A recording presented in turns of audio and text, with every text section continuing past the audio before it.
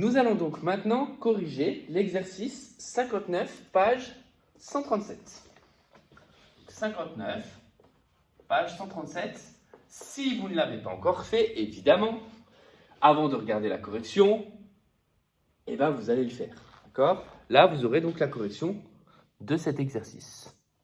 Alors, je vais peut-être changer de couleur, je ne suis pas sûr que l'on voit grand-chose. Alors, cet exercice consiste donc en la simplification de fractions. Donc la première, c'est 48 sur 75.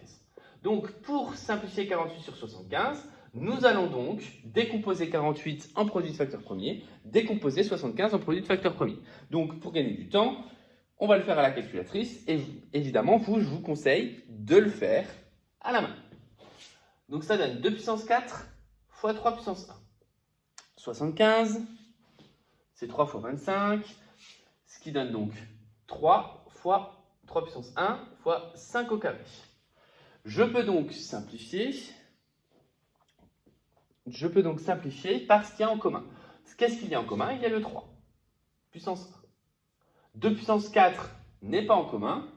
Il n'y a pas de 2 ni au numérateur ni au dénominateur. Le 5, c'est pareil. Ce qui veut donc dire que 48 sur 75 est uniquement simplifiable par 3. Ce qui nous donne, il reste 2 puissance 4. Donc 2 puissance 4, ça fait 2 puissance 4, donc 2 puissance 3, ça fait 8, ça fait 16. 16 sur 5 au carré, c'est-à-dire 16 sur 25. Donc 48 sur 75 se simplifie au maximum de la façon 16 25e. Vous pouvez aussi vérifier à l'aide de la calculatrice en utilisant la touche fraction et la touche simple. Ça vous permet de vous rassurer dans le résultat. Donc si on utilise 48 sur 75, on la tape en fraction et on demande de la simplifier, il nous met donc 16 sur 25. Ensuite, fraction suivante, 126 sur 180. Donc 126 sur 180, de la même façon, je décompose 126 en produit de facteur premier. Donc je marque 126 décomp. Ça me donne 2 puissance 1 fois 3 au carré fois 7 puissance 1. Le tout divisé par 180, donc 180 que je décompose aussi, qui me donne 2 au carré fois 3 au carré fois 5 puissance 1. Qu'y a-t-il de commun? Il y a donc les nombres 2 et 3 qui sont en commun.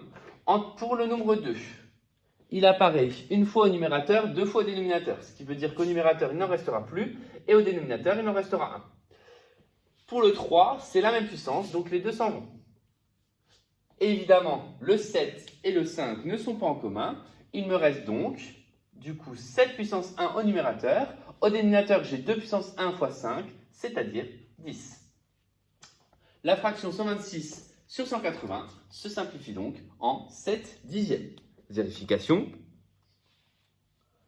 126 sur 180, simplification.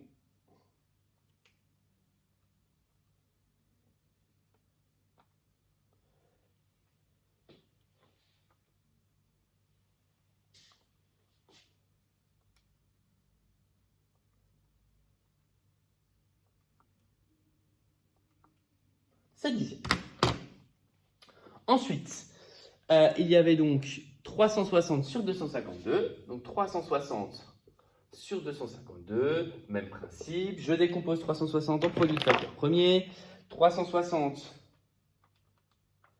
se décompose en 2 puissance 3 fois 3 au carré fois 5 puissance 1. Le tout divisé par 252. 252 se décompose en 2 au carré fois 3 au carré fois 7 puissance 1. Ce qu'il y a de commun, encore une fois, c'est les puissances de 2, les puissances de 3. Cette fois-ci, il m'en reste une puissance de 2 au numérateur. Les puissances de 3 disparaissent. Et il reste donc 2 fois 5, 10 sur 7. Donc c'est la fraction 17e. Et enfin, dernier exemple, 220 sur 100. 220 centièmes. 220 va se décomposer. Alors là, cette décomposition pourrait limite se faire de tête, puisque ce sont des nombres relativement simples. Donc 220, si je le décompose, ça fait 2 au carré fois 5 fois 11. Le tout divisé par 100. Donc la décomposition de 100, c'est la suivante. Ça fait 2 au carré fois 5 au carré.